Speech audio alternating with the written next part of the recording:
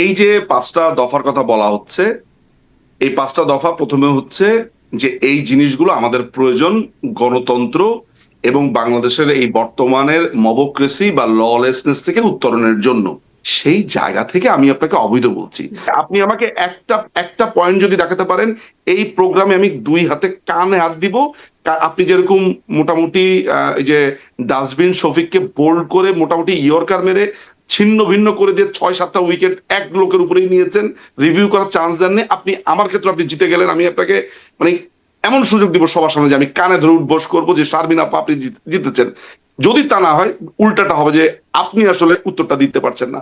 আমাকে আপনি আইনগতভাবে দেখান তো আনকনস্টিটিউশনালি কোনো ইলেকশন হয়েছে কিনা, এটা দেখান যে অসাংবিধানিক কোনো ইলেকশন হয়েছে কিনা। জি, মানে আমি সেই সংবিধানের আলোচনায় গিয়ে আসলে খুব লাভ নাই। কেন কেন লাভ নাই? যাবেন না? কেন লাভ লাভ নাই নাই? কেন? কেন লাভ সংবিধানে নাই? যা আছে ব্যারিস্টার মজুমদার, কেন লাভ মানে নাই? আমার আজকের প্রসঙ্গটা এটা না, কিন্তু লাভ নাই আমি কেন বলছি? এই যে কারণ কেন সেই বলছি? পুরাতন না, কথা, যখনই আপনি না, কোনো না, না, কিছুতে ব্যারিস্টার পারেন না, মজুমদার, কোনো কিছুতে আপনার আইন মানে না, তখনই মনে করেন যে আমি না না আমি না আর না, এটা আপনি তো তো হবে না, পারতে আপনার সাথে এখানে যুক্তি। আসি নাই যে আপনার সাথে আমি ডিবেট করে পারবো, এটা পারতে না। হবে আমি তো, আপনার কাছে কিছু আপনি না প্রশ্নের ব্যাখ্যা চাইবো। পারতে হবে, কারণ হচ্ছে কিছু যে ব্যাখ্যা। পারতে হবে, কারণ হচ্ছে আমি এখানে কোনো আপনি আমার পক্ষ দিকে না। একটা গুগলি ছুড়ে দিচ্ছেন, সেই গুগলিকে মোকাবেলা না করে হঠাৎ করে আপনি ইয়র্কার দিবেন, সেটাও পারবেন না। আমি শুধুই আর মাত্র একটা প্রশ্ন জিনিস করব। আপনাকে, আমি শুধু প্রশ্ন করব, আপনি আমার আপনি না আমাকে উত্তর ডেফিনেটলি দিয়ে আপনাকে ব্যাখ্যা তো করে স্পষ্ট করেন। আমাকে একটু প্রশ্ন, আপনি ঠিক আছে, আমি উত্তর আমি দিব, ঠিক আছে, আমি আমি উত্তর দিব, কিন্তু উত্তরটা আপনি নিবেন তো, নিব তো, উত্তরটা তো নিব, নিব। একসেপ্ট করতে হবে এইটা বলে যে ঠিক আছে এই কারণে আমি আপনার উত্তরটা নিতে পারছি না, হুম। এই কারণে নিতে পারছি না। আপনি আমাকে সেই যেই কারণে আপনি একমত হতে পারছেন না, আমাকে এইটা বলেন যে আমরা কি কোনো পার্টিকে ২০১৪ সালে ব্যান করেছিলাম? Number one. আমরা কি ২০১৪ সালের যে ইলেকশনটা হয়েছে সংবিধানের বাইরে গিয়ে আমরা নতুন কোনো রুল করেছিলাম কিনা? সো যদি শুভবুদ্ধি উদয় হয় এই ইউনুস প্রশাসনের, এই দখলদার বাহিনীর, তারা সেটা শুনবে, এটা অনুধাবন করবে বা ওই অনুযায়ী কাজ করবে, তাই তো? হুম। প্রথমে যখন আপনি একটা আন্দোলনে যাবেন, আন্দোলনে যাওয়ার জন্য আপনি আস্তে আস্তে সংগঠিত হবেন, তখন আপনাকে আপনার দফা দাবি কিংবা আপনার যে দলীয় পজিশন সেটা মানুষের সামনে ব্যক্ত করতে হবে। আমরা, আপনারা জানেন যে গত প্রায় ১৭ মাসে আমাদের প্রায় ৫ লক্ষ নেতাকর্মীকে গ্রেফতার করা হয়েছে। বাংলাদেশ আওয়ামী লীগের প্রায় ১৫০ বা ১২০-৩০ মতো আপনার এমপি গ্রেফতার, সংসদ সদস্যকে গ্রেফতার করা হয়েছে। আর খুন তো আছেই। গতকালকে জাস্ট কয়েক ঘন্টা আগে বাগেরহাটের ছাত্রলীগের এক কর্মীর ওয়াইফকে গলায় ফাঁস দিয়ে আত্মহত্যার স্টেজ সাজানো হয়েছে, তার ছোট একটা বাচ্চাকে মনে পড়ে আছে। সো এই ভয়ঙ্কর সমস্ত ঘটনাগুলো ঘটছে, সেটার প্রেক্ষিতে বাংলাদেশ আওয়ামী লীগের যে রাজনৈতিক যেই আমি বলবো যে জনগণের যে জানতে চাওয়া বাংলাদেশ আওয়ামী লীগ আসলে কোন পথে যাবে, কিভাবে যাবে, এটাকে আপনি এক ধরনের শুরু বলতে পারেন, কিন্তু এক কোন ধরনের পথে যাবে, কিভাবে যাবে সেটা কি কিছু বলা আছে এই ৫ পয়েন্টে? আমি কিন্তু পাচ্ছি সেটা না। এই কোন পথে যাবে কিভাবে যাবে এর আগে ২১ দফা দিয়েছে, আপনি মনে হয় খেয়াল করেননি। বাংলাদেশ আওয়ামী লীগ কি করতে চায়, বাংলাদেশ আওয়ামী লীগ কি চায়, সেটা নিয়ে অলরেডি বাংলাদেশ আওয়ামী লীগ ২১ দফা দিয়েছিল কি আজকে করতে চায়? থেকে প্রায় ৪-৫ মাস আগে। একটুখানি আমাকে আরেকবার একটু সামারি করে বলবেন কি করতে চায়? আমি ২১ দফাটা আমার কাছে ২১ দফাটা এই মুহূর্তে নেই, আমি খুঁজলেই সামারি, পাবো। সামারি। সেই ২১ দফার কথা বাংলাদেশ আওয়ামী লীগ, সেই ২১ দফার কথা ওই সময় প্রকাশিত হয়েছিল। আমি মনে করি যে এই ৫ দফাটা সেটা একটা সামারি ভার্সন, বিকজ আমি সেই সময় যেই দাবিগুলো দেখতে পেয়েছি সেই দাবিগুলোরই আমি একটা মোটামুটি একটা সামারি পেয়েছি। এখন বাংলাদেশ আওয়ামী লীগ হুম। আস্তে আস্তে সংগঠিত হচ্ছে আন্দোলনের দিকে, তার এক ধরনের স্ট্র্যাটেজি সাজাচ্ছে, সেটার জন্য তো জনগণের কাছে তার একটা পজিশন পেপার লাগবেই। ফলে সেটার জন্য এই দাবিগুলোর কথা উঠেছে।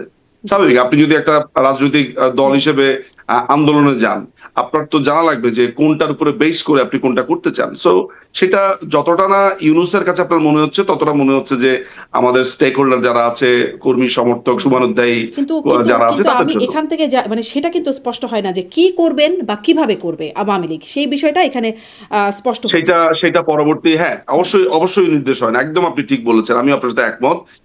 এটার জন্যই আপনাকে অপেক্ষা করতে, পরবর্তী নির্দেশনার জন্য। প্রথমে তো আমি বলবো যে আমি এই জিনিসগুলো চাই, প্রথমে তো আমি বলবো যে এই জিনিসগুলো করা উচিত, এরপরে এই করা উচিত গুলো করার জন্য আমাদের কর্ম পরিকল্পনা কি সেটা সামনে আসবে। এবং বাংলাদেশ আওয়ামী লীগ, আপনি যদি বাংলাদেশ আওয়ামী লীগ একটি রাজনৈতিক পার্টি হিসেবে চিন্তা করেন, তাহলে দাবির পরে এই দাবিগুলোকে কিভাবে আপনার আপনার এটাকে বাস্তবতাতে পরিণত করা হবে, সেটা নির্দেশনা আসবে। প্রথমত আমি যদি আপনার কাছে বা আমি যদি মনে করি যে এই মুহূর্তে আপনি বাংলাদেশ দখল করে আছেন, জি। আমি যদি এখন ধরেন আমি যদি এখন যদি মনে করেন যে আমার কর্মী সমর্থক তাদের কাছে আমার অবস্থানটাও ব্যক্ত করব, আপনাকেও আমি এটা জানান দিতে চাই, তাহলে আমি কি করব?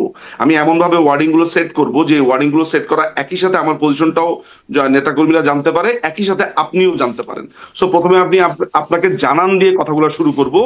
এরপরে যদি আপনি এই কথা অনুযায়ী অ্যাক্ট না করেন, এটাকে অনুধাবন না করেন, পরবর্তী সময় আমি আরো কঠোর জায়গাতে যাব এবং তখন আমি আমার কর্ম পরিকল্পনা বা আমার রূপকল্পটা দিব। জি, জি, এটাই তো জি। একটা মানে স্টেপ। পরবর্তীতে দেবে বলে বলছেন আপনি, কিন্তু মানে বাকি আর ১ মাসও নাই। ২০ ডেফিনিটলি ২০ মানে ২০ এটা তো ২২ দিন ইন্ডিকেট করে বাকি তাই। আছে।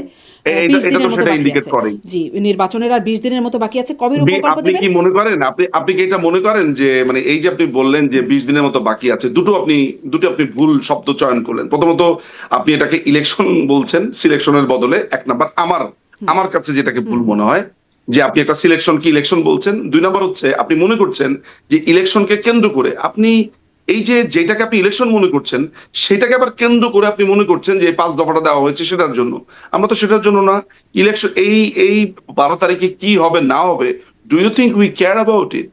আপনার কি আপনি আপনি বাদ দেন আওয়ামী লীগের কথা। হুম। আপনার কি মনে হয় এটা একটা ইলেকশন? আপনার মনে হয় কিনা? জি। আপনি বলছেন do you think we care about it, কিন্তু আপনারা মানে খোদ শেখ হাসিনা বলছেন তারা নির্বাচনে অংশ নিতে চান এবং ১২ তারিখেই নির্বাচনের আয়োজন করছে বর্তমান সরকার। নির্বাচনে আপনারা অংশ ১২ নিতে তারিখে চান। নির্বাচনে অংশ নিতে চাই। কিন্তু কোনখানে তিনি বলেছেন তিনি এই ১২ তারিখে নির্বাচনে অংশ নিতে চান? এখন নির্বাচন তো ১২ তারিখেই হচ্ছে। মানে আপনারা কোনটাতে না, না, আপনাকে অংশ নিতে না, চান না, সেটা না, তো না, আর আমরা জানি আপনাকে না। না, না, এইটা আপনার একটা দেখেন ২ টা জিনিস। একটা হচ্ছে যে আপনি যে ভাবনাটা ভাবছেন, তার মানে কি প্রথমত ৫ সেই বছর ভাবনাটা পরে ভুল। আবার যে নির্বাচন হবে সেটাতে আপনারা অংশ নিতে চান? না ৫ বছর আপনাকে কে বলল যে ৫ বছর আবার ইলেকশন হবে? এমনও তো হতে পারে যে এই সিলেকশন প্রসেসটা পুরোপুরি বাতিল হয়ে যেতে পারে। নতুন করে ইলেকশন হতে পারে। You never know. হুম। সুতরাং আপনি যেটাকে একটা ধ্রুব মেনে নিচ্ছেন, আপনি যেটাকে মনে নিচ্ছেন, আপনি সবচেয়ে বড় ব্যাপার হচ্ছে যে আপনি গণতন্ত্রের কথা বলছেন। আপনি এর আগে অনেকবার গণতন্ত্রের কথা বলেছেন, গণতন্ত্রের কথা বলেন, আপনি গণতন্ত্রকে রেসপেক্টও করেন। যে মানুষটা গণতন্ত্রকে রেসপেক্ট করে সে আবার ১২ তারিখের একটা ইলেকশনকে বলছে ইলেকশন। মানে ইলেকশন বলে অভিহিত করছে ১২ তারিখে যেটা হতে যাচ্ছে। সো এটা তো খুবই কন্ট্রাডিক্টরি। আপনার কাছে মনে হচ্ছে এটা ইলেকশন? বাংলাদেশ আওয়ামী লীগ যেখানে বাংলাদেশের একটা বৃহত্তম রাজনৈতিক দল, সেই বৃহত্তম রাজনৈতিক দলকে ছাড়া এটাকে আপনি ইলেকশন মনে করছেন? তো যখন আমাদের সময়ে যখন সাংবিধানিকভাবে আমরা ইলেকশনটা আমরা করেছিলাম এবং কোন দলকে আমরা কোন বাধা দেইনি, আসতে বাধা দেইনি, যেভাবে সংবিধানে আছে ওইভাবেই করতে চেয়েছিলাম। সেটা কিন্তু এর আগেও আমার মনে আছে যে আপনি আমার সাথে যখন আপনার হুম। কনভারসেশন হয়েছে বা ওপেন ডিবেট হয়েছে বা কথা হয়েছে, তখন কিন্তু আপনি এটার ব্যাপারে বেশ ওজোর আপত্তি তুলেছিলেন এবং জি। অন্যান্য সময় আপনি বলেছেন, আমি নিশ্চিত এটা আপনি করেছেন।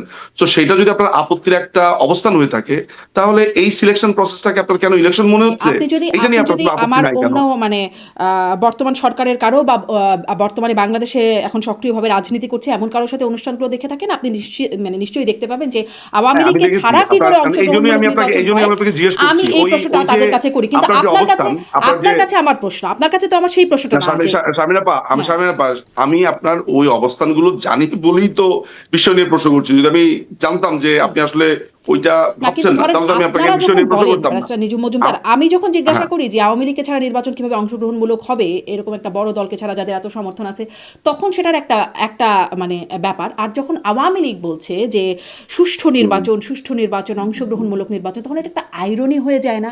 কারণ আওয়ামী লীগের আমলে, আইরনিটা আমি একটু শেষ আপনি করি ব্যারিস্টার নিজুম আইরনিটা মজুমদার, একটু আইরনি শেষ করি। কারণ আপনাদের সময় এই কথা আবেদন, নিবেদন, আন্দোলন, দেশি বিদেশি চাপ, কত কিছুই না এসেছে।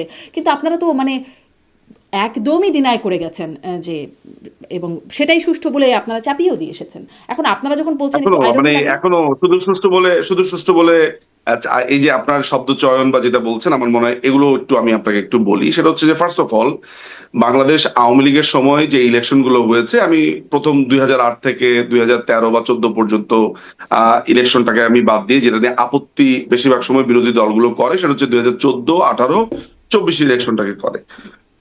২০১৪ যে ইলেকশনটা হয়েছে, ২০১৮ যে ইলেকশন হয়েছে এবং ২০২৪ যে ইলেকশন হয়েছে, সেই ইলেকশনে আইনগত বা সাংবিধানিকভাবে অবৈধতার আপনি একটা সিঙ্গেল পয়েন্ট আমাকে দেখাতে পারবেন যে সাংবিধানিকভাবে এটা অবৈধ ছিল? না, ধরুন এখনো তো সাংবিধানিকভাবে অবৈধ, আমাকে কি বলেন তো? আপনাদেরকে তো আইনগতভাবে নিষিদ্ধ করেছে। সাংবিধানিকভাবে সন্ত্রাস বিরোধী আইনে তো আপনাদের অবৈধ। করা আইনেই আপনাদের নিষিদ্ধ করেছে আপনাদের সাংবিধানিকভাবে না, কার্যক্রম। না, না রাখেন। আপনি তো কথার পিঠে কথা বলছেন। তাহলে সেটা ভালো এবং এটা ভালো এবং এটা আলোচনাটাও ভালো জমে। আপনি যদি এইটাকে অবৈধ সরকার কেন বলছি সেটার উত্তর এর আগেও আমি আপনার প্রোগ্রামে দিয়েছি, হুম আমি আজকেও আবার আপনাকে বলি, তাহলে আপনার জন্য বুঝতে সুবিধা হবে। 5 তারিখে যারা এসেছে তারা অবৈধ। কেন অবৈধ? সাংবিধানিক ভাবে অন্তর্বর্তীকালীন সরকার বলে কোনো সরকার নাই।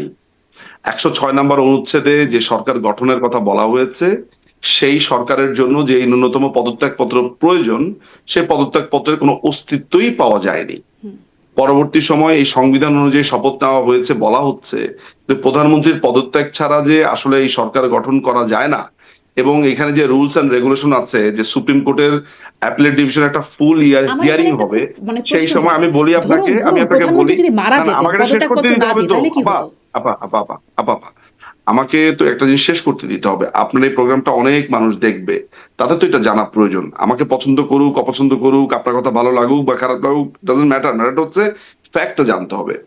106 অনুচ্ছেদ অনুযায়ী এই অন্তর্বর্তীকালীন সরকার গঠিত হয়েছে, সেটার একটা প্রসিডিউর আছে। প্রসিডিউরটা হচ্ছে যে রাষ্ট্রপতির পক্ষ থেকে একটা রেফারেন্স যেতে হবে।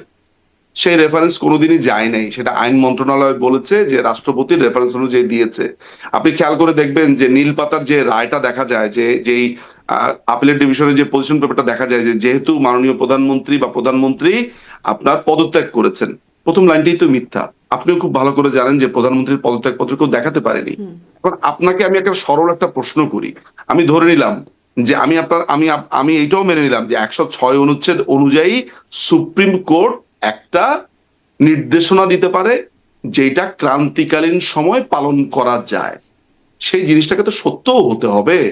যে আপনি শুরুতেই বলছেন যে প্রধানমন্ত্রী পদত্যাগ পত্র দিয়েছে, যেটার কোনো মানে প্রধানমন্ত্রী কোনো পদত্যাগ দেননি। হুম পরবর্তী সময় প্রধানমন্ত্রী সেটা নিশ্চিত করেছেন, নাম্বার ওয়ান।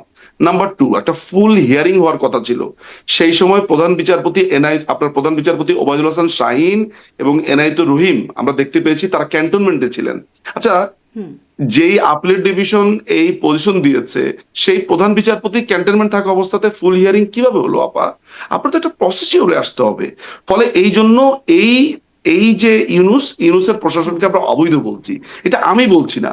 এটা তাদের এই যে আপনার আইএসপিআর থেকে যে লিস্টটা দেওয়া হয়েছে, সেখানে জি আমরা দেখতে পেয়েছি প্রধান বিচারপতি জি ক্যান্টনমেন্টে আমিও ছিল। দেখেছি, আমিও আমরা যে দেখেছি। যে যে ভার্ডিকটা কোর্ট থেকে দেওয়া হয়েছে, সেই ভার্ডিক্ট ইটসেলফ মিথ্যা কথা বলছে। আচ্ছা, আমি এবারে এটাতে আসি যে আপনি তাহলে মানে আপনাদের সময়ের নির্বাচনগুলো খুবই সাংবিধানিক বলছেন, কিন্তু আপনি যে অনুচ্ছেদ ৭-এর কথা বলছিলেন, জনগণ কিন্তু আমি বলছি না, হ্যাঁ, আমি শুধু বলছি না, আপনিও বলবেন। হ্যাঁ, হ্যাঁ, অনুচ্ছেদ ৭, আপনিও বলেন, আপনি সাংবিধানের আমাকে বলেন অনুচ্ছেদ ৭ অসুবিধা। মানে জনগণের মানে সর্বক্ষমতার অধিকারী। তো জনগণ তো যদি ভোট দিতে না পারে, সে যদি চয়েস করতে না পারে, তার রায়টা ইলেক্ট করতে না পারে, প্রার্থীদের মধ্যে থেকে বাছাই করতে না পারে, তাহলে সেটি কেমন করে সাংবিধানিক ভোট হয়? সেই প্রশ্নটাও তো কেন মানে কেন বাছাই করতে পারবে না কেন? কারণ ১৪তে 2014 কি হলো? সালে তো মাননীয় প্রধানমন্ত্রী, আপনার মনে আছে যে আপনার খালেদা জিয়ার সাথে একটা করেছিলেন, টেলিফোন কিন্তু মানুষ কি কনভারসেশনে ভোট বলেছে। দিয়ে নির্বাচন করতে পেরেছিল? ১৫৪ জন না না প্রার্থী না, বিনা আপনি প্রতিদ্বন্দ্বিতায় আপনি গিয়েছিল তো। আপনি আমি 2014 থেকে আসি। আমি যদি 2014 এর কথা বলতে গিয়ে আপনি 2018-তে আসেন, তাহলে তুমি 2014 তো আমরা জানতেই পারলো না যে নিঝুম সাহেব 2014 কথা কি বলতে চায়। এখন আপনি আমাকে নির্ধারণ করেন যে আমি 2014 শেষ করে 18-তে আসবো, নাকি 2014 একটা লাইন বলার পর 18-তে আসবো। তাহলে কারণ আমি তো জাম্প করছি। 2014-তে মাননীয় প্রধানমন্ত্রী পরিষ্কার ভাবে তাকে বলেছেন যে দেখুন, আমরা সবাই মিলে চলেন একটা জাতীয় সরকার গঠন করি। আপনারও লোকজন থাকলো, আমারও থাকলো, জি, অন্যান্য দলের থাকলো, আমরা এগুলো সবাই ফ্যাক্ট একসাথে রেকর্ডেড, বসি। আমরা দেখেছি। জি, কিন্তু দেখেছেন মানুষ কি ভোট তো দিয়ে নির্বাচন মাননীয় করতে পেরেছিল প্রধানমন্ত্রীর যে তার প্রার্থীকে? ইন্টেনশন, মাননীয় প্রধানমন্ত্রীর যে ইন্টেনশন, সেই ইন্টেনশন তো পরিষ্কার যে তিনি সবাইকে নিয়ে একটা ইলেকশন করতে চেয়েছেন। এখন মনে করেন যে আদালত একটা রায় দিয়ে তত্ত্বাবধায়ক সরকার ক্যান্সেল করে দিয়েছে, এখানে মাননীয় প্রধানমন্ত্রীর দোষটা কোথায়? মাননীয় প্রধানমন্ত্রী যখন 1999 সালে ভারত সফর থেকে আসলেন, হুম তখন তিনি একটা মন্তব্য করেছিলেন এমন যে, মানে তখন প্রচুর জামিন হয়ে যাচ্ছে, তিনি বললেন যে হাইকোর্ট দেখি যত অপরাধীকে ধরা হচ্ছে, এখন এত জামিন পেয়ে গেলে, মানে ফার্স্ট সেশনের ব্যাপারটা ছিল যে সন্ত্রাসীদেরকে ধরা হচ্ছে আর হাইকোর্ট জামিন দিয়ে দিচ্ছে। তখন হাবিব নামে মনে হয় এক লোক, আমি নামটা আপনাকে ভালোভাবে বলতে পারবো না, রাইট আমার কাছে আছে, আদালত অবমাননার মামলা করেছে, কন্টেম্পট অফ কোর্ট। তখন মাননীয় প্রধানমন্ত্রী সিটিং প্রধানমন্ত্রী, মাননীয় প্রধানমন্ত্রী আদালত ফেস করেছেন। তো ওই সময়টাতে তিনি কি প্রভাব খাটিয়েছিলেন? বঙ্গবন্ধু হত্যাকাণ্ডের বিচার তিনি চাইলে, মানে আমি যদি ধরেন আইনমন্ত্রী হতাম ওই 1996 সালে, আমি এখন তো লয়ার হয়েছি, তখন তো আমি লয়ার ছিলাম না, তো আমি আপনাকে এখন বলতে পারি যে ওই বিচারটা আমি স্পিডি ট্রায়ালে 1 মাস 2 মাসে করতে পারতাম, বা সেটা নিয়ে অনেক প্রশ্ন থেকে যেত। মাননীয় প্রধানমন্ত্রী তার মানে আমি যদি মানে বাংলাদেশ জাতির পিতা বাদ দেই, শুধু তার পিতা হিসেবেও ধরি, ইচ্ছা করলেই কিন্তু উনি এটা র‍্যাত বা প্রতিশোধের একটা বিচার করতে পারতেন। আপনি বলেন তো যে যেই খুনিরা খুন করেছে, ইনডেমনিটি অধ্যাদেশ বৈধ এটা বলে তারা রিট পিটিশনও করেছে। তাদের ওয়াইফ, তার মা মাহমুদা খাতুন, আপনার ফারুক হুম, হুম। রহমানের মা। আদালত এটা হতে দিয়েছে। তার মানে একটা জিনিস প্রমাণিত হয় যে মাননীয় প্রধানমন্ত্রী এই আইনের শাসনটা এখনো আইনের শাসনটা তিনি সবসময় বিশ্বাস করেন। জি। আমার আমি নিজের যে আমি আশা করি অভিজ্ঞতা গত আপনি যেটা ১৭ বলছেন মাসে, সেটা মানুষ আপনি একটা বিশ্বাস করুক। পার্সোনাল আমি অভিজ্ঞতা শেষ একটু করব। জেনে রাখেন। না, একটা পার্সোনাল অভিজ্ঞতা জেনে রাখেন, আপনার জানা উচিত। মাননীয় প্রধানমন্ত্রী এখনো যখন মাননীয় প্রধানমন্ত্রীকে আমরা কিছু বলি, আমি পার্সোনালি বলি, উনি ১ম কথাটা বলে, "আচ্ছা একটু দেখো তো আইনে কি আছে?" হুম। মানে উনি সবসময় আইনটা মেইনটেইন করতে চান।